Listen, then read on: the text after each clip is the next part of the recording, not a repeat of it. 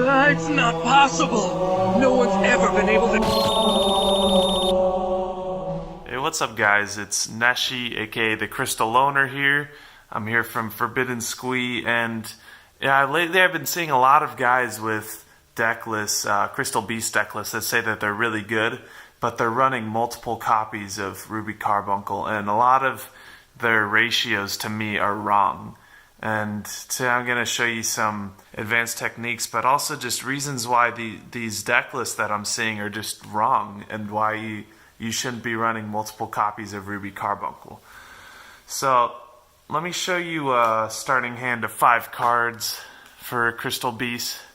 You see, this is a very good hand. This is, you're opening up with the Bond and the Tree, and you get options with Crystal Promise and Crystal Beacon with the bridge, and you get to draw from Rainbow Ruins. Now, the one thing that makes this hand a lot worse is that you're drawing into the Crystal Beast Ruby Carbuncle. This card you never want to see in your hand, you never want to draw into. It's like the Garnet of the deck, I keep saying, and it's really just... Look at how much worse this hand is thanks to this card. This could have been literally any other Crystal Beast in the deck. It could have been a Mammoth or a Cat or a Sapphire Pegasus. Like, this could have been anything else, but this hand's just that much worse because of drawing into the Ruby Carbuncle. Now, because of this, you want to obviously be able to get this in the Spell and Trap Zone, because that's when it's the most powerful.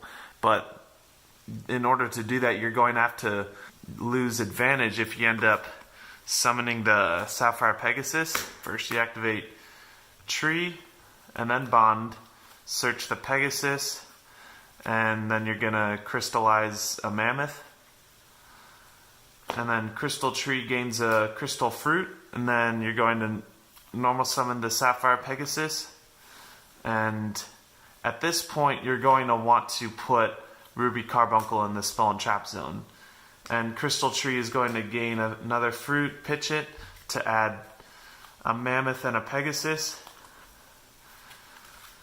and crystallize them. And then you're going to activate Ruins and draw a card. But look, we could have had another card in our hand from that play, but unfortunately, since we drew into the Ruby Carbuncle, we're losing advantage almost. We're not making the most optimal play here.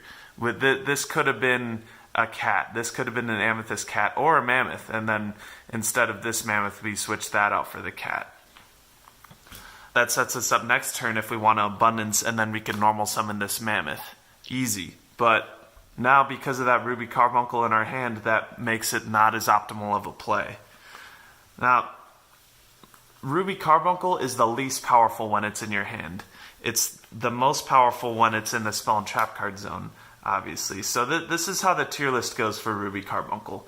So it's the most powerful in the Spell and Trap zone, because from here you can actually Crystal Promise it, and then special summon, obviously, and special summon the rest of the Crystal Beasts from your back row. Now, what you could do is, if you have 5 Crystal Beasts in the Spell and Trap zone, you can special summon the Ruby in attack position if you want to attack with it, but then that special summons the rest. So you have 2 options to special summon Ruby from your Spell and Trap zone, and this is why you also want to run Promise at 3, because not only is it awesome if you special summon the Ruby Carbuncle, but you could also special summon the Sapphire Pegasus and go +1. The whole point of Pegasus is to +1, and that's not going to happen if you have Ruby Carbuncle in your hand, because you're not plussing it all from that. Now, so Ruby Carbuncle is obviously the most powerful in the Spell and Trap zone. It's second most powerful when it's in the deck, because from there you can activate Crystal Beacon and special summon it. So if you have 2 or more Crystal Beasts in the Spell and Trap zone, preferably as many Pegasuses as possible, you can activate your Crystal Beacon. Got the Hobby League Parallel Rare one. Looks pretty nice. Activate Crystal Beacon, special summon Ruby Carbuncle from deck, and from there you can special summon and go into Link or Xyz plays. So that's why Crystal Beast Ruby Carbuncle is the second most powerful in the deck. Also because you can still grab it with Pegasus from the deck. and you're not losing advantage that way. So if you normal summon a Sapphire Pegasus, then you can grab Ruby from the deck, and you're not losing advantage. Now, while it's in the hand, and you normal summon Pegasus, Sapphire Pegasus, then you crystallize the Ruby Carbuncle from your hand. That's not giving you any advantage. That's not plussing that, which is what Sapphire Pegasus is designed to do. Now the tier 3, so tier 1 we have Ruby Carbuncle in the Spell and Trap zone. Tier 2 we have it in the Monster zone. No. Tier 2, my bad, we have it in the deck. Tier 3, it's actually a tie between having Ruby Carbuncle on the field and having it into the graveyard. Now, the advantages of having it on the field, you can use it for link plays like Lanferinkus, or you can link 3 into Decode Talker. That's good, having Ruby Carbuncle on the field. Or if you really want to, if you're really pushing for game, you can attack with it. That extra 300 really does make a difference. Now, also tied with Ruby Carbuncle being on the field, it's also very powerful in the graveyard, because from there you can actually swipe it back with Sapphire Pegasus. Now, while it's on the field, you can't put it in its most powerful spot, which is the Spell and Trap zone. But when it's in the graveyard and you summon a Pegasus, then you can crystallize your Ruby Carbuncle from the grave. You can also activate Monster Reborn and special summon Ruby Carbuncle from your graveyard. That's also an awesome play that you can use to utilize Ruby Carbuncle being in your graveyard. And that's why Ruby is the third most powerful, either on the field or in the grave. Now that leaves, obviously banished Ruby Carbuncle that's going to be the least powerful position. But if we're playing the way this deck is supposed to be played, that banishing obviously you're not going to do on your own. But that's going to leave Ruby Carbuncle being the least powerful in your hand. Do you see what I'm saying here? Like, obviously the goal of Ruby Carbuncle is to put it in the Spell and Trap zone. That's what you want to do 100% of the time, unless you want to somehow gain advantage in another way. That's going to be by predicting your rare value from your opponent. Obviously, if you rare value and you have Ares Rock Sunrise in your hand, say, and you wanna try and predict your opponent is going to send the Ruby Carbuncle. If they have a head on their shoulders, they're going to want to send the Ruby Carbuncle. So they're going to want to send a Pegasus, definitely, and you draw your 2 cards. Let's draw our 2 cards, and then from there you can Ares Rock Sunrise the Pegasus, and then you can add Ruby Carbuncle to your Spell and Trap zone. That's a scenario in which you wouldn't want to add Ruby Carbuncle to your Spell and Trap zone. Now, obviously, if you have Monster Reborn and your opponent sends Ruby off of the rare value, then that's when you'd want to add Ruby to the Spell and Trap zone. I hope you all are enjoying the video so far. So I've written up a tier list for Ruby Carbuncle when she's the most powerful. So tier 1 is when she's in the spell zone as a continuous spell, tier 2 is when she's in the deck, tier 3 is when she's on field or in the graveyard, and bottom tier is when she's in the hand. Obviously, banished would be the least powerful, but the way the deck would naturally run, hand is naturally the least powerful. Now, next let's talk about some combos and cool things that you can do with Crystal Beasts. Hope you enjoy the rest of the video. Let's say you open with this hand. This is the greatest hand you would ever open with Crystal Beasts. This is what you'd want to do. You want to activate Terraforming, search for Rainbow Ruins. You can go ahead and activate it if you want. And then from there you activate Crystal Tree. And then activate Crystal Bond so that you can actually gain Crystal Fruit on the tree. And then from the bond you want to crystallize the Ruby Carbuncle and add Sapphire Pegasus to your hand. And then Crystal Tree will grow a Crystal Fruit. From there, normal summon the Pegasus, and then crystallize an Amber Mammoth. Crystal Tree grows another fruit. This is when you're going to send it to grave and crystallize 2 more crystal beasts. That's going to be Mammoth and another Pegasus. From there, you're going to Crystal Beacon and then special summon a Sapphire Pegasus from your deck. And since Sapphire Pegasus resolves in another chain, you're able to use its effect and grab another Crystal Beast from your deck. This is when you're going to want to add the cat. This is the part when you special summon the Ruby Carbuncle using Rainbow Ruins effect. Obviously you can draw a card first from that. And then after you special summon the Ruby Carbuncle, special summon Sapphire Pegasus. Amethyst Cat would be the play to make here. And then from Sapphire Pegasus's effect, and from there you crystallize another Mammoth, and then you're going to overlay into Baguska, switching these monsters to defense position, and then you end your turn. And check this out. From that play, we got a draw from Rainbow Ruins. Let's go ahead and pretend we did that. We have Arzok Sunrise. That can be any other card. It's really a 4-card combo. That's what it is. But I know 4-card combo, that's like, oh man, that's not good. What are you talking about? But these can all be searched. Rainbow Ruins can be searched. That's what makes this combo able to be, utilized pretty decently. And now your opponent can activate monster effects, and you have 3 negates on board. This is an awesome opening board that your opponent will have a tough time breaking, and you have a very good chance of opening up with it. Now I know my Crystal Beast deck list didn't have a 3rd Amber Mammoth, but I'm trying to figure out room to put them in. I think I might take out a rare value for it, but I'm still trying to figure out how to add in another Amber Mammoth, because this combo is very good, and it's actually won me a game, and because my opponent just couldn't get past it. And you're able to really just open up for plays the next turn, because if you switch Baguska to attack position, your other cards are live, and it's really awesome that way. You can really just make this into Lamphorhynchus, and then you can add Ruby Carbuncle to your Spell and Trap zone by Monster Reborning it, or if you want to instead go for Decode,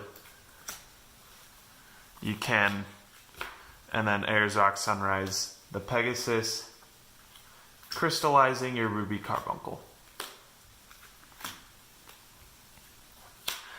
That is an awesome opening board for Crystal Beasts, and you can also follow up with it. Now let's talk about Crystal Master. Crystal Master is your last ditch searcher because he eats up a normal summon in order to search, but he's also just an awesome card in this deck because he's won me a couple games. If you top deck Crystal Master, it doesn't matter that you get the normal summon if you can actually get the abundance off, which I've done a couple times, and it's really been clutch. Now the correct play to make in this scenario is you Crystal Bond, you crystallize the Ruby Carbuncle, add the Sapphire Pegasus to your hand, normal summon the Pegasus, and you can go ahead and crystallize an Amber Mammoth. And then next turn, you're going to normal summon Crystal Master and search for another Crystal Bond.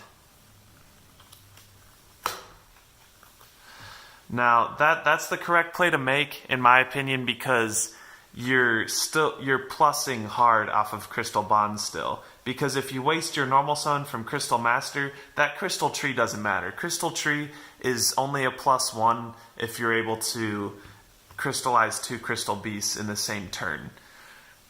Now, Crystal Bond is just a +1 every time. Essentially a +2. Crystal Beast can actually +2 because of Bond. This is what this deck needed, because now they can +2. And next turn you can crystal. It's unfortunate that you opened with a Crystal Master.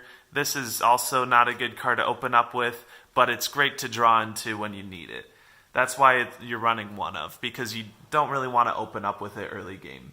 You'd rather have other Crystal Beasts in your hand besides Ruby Carbuncle, obviously. Now, the argument could be made that you're running multiple Ruby Carbuncles so that when you activate Crystal Beacon, then you're able to summon another Crystal Beast Ruby Carbuncle from your deck.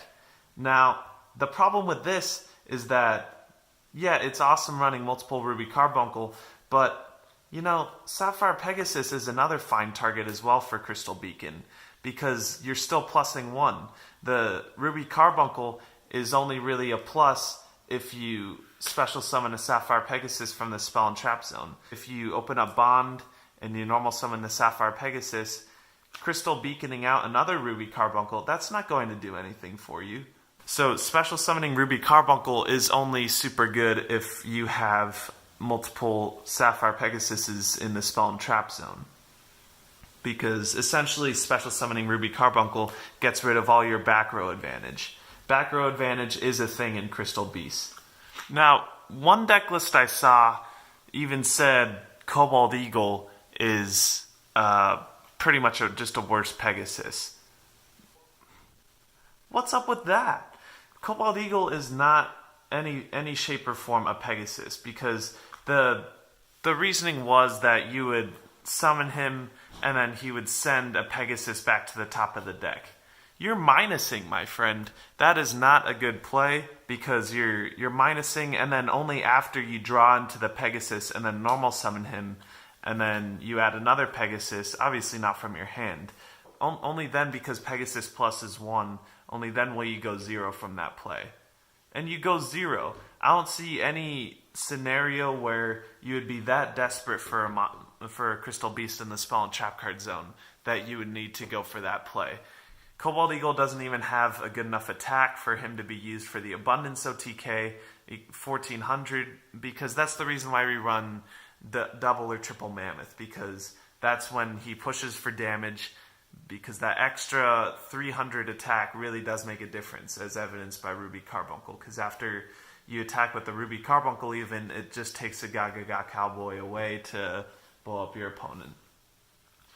Therefore, Cobalt Eagle is not a card that you should be considering for Crystal Beast deck, at least a competitive Crystal Beast deck, so he's out of the question. Especially thought of as a just as good Sapphire Pegasus.